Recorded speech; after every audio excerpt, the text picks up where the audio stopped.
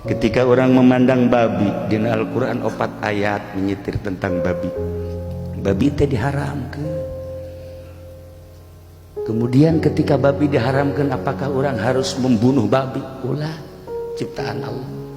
Lamun orang membunuh babi, membunuh anjing, berarti saru hajing orang ngalawan ka Gusti Allah. Ketika henteu aya haram, henteu aya ngalawan ka urang, antapkeun babi, anjing, makhluk Allah. Sebab setiap makhluk Allah diciptakan ku Gusti Allah mengandung hikmah. Nu kaluar tina hikmah. Imam Jalaluddin Rumi ngajelaskeun, setiap momen yang terjadi di muka bumi ratusan rahasia dan ratusan titipan Gusti Allah Subhanahu wa taala agar engkau mengerti ada apa di balik babi. Itulah para aulia Allah. Haram teu meunang dibunuh ketika nyana henteu ngalawan ka urang. Naon atuh titah dikaji satu lumantak diharamkeun untuk mencoba manusia. Imam Syekh Yakub dalam tafsirna ngajelaskeun supaya manusia ieu narajang apa henteu. Cak Allah aing babi haram sok sia wae dicoba ku babi ngadahar henteu kana haram.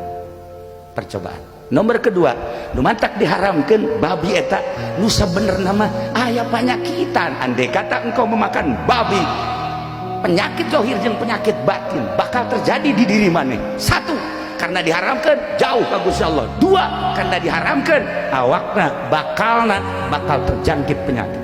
Dua. Nomor katiluna di babi aya adab anu pang jore-jorena. Kean hewan pang teu adab-adabna adalah babi. Sebab barang daharna ge utahnyana masih keneh di dahar deui.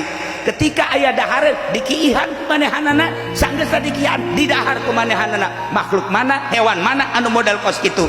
Urang teh titah neuleuk kana babi, ulah seperti babi.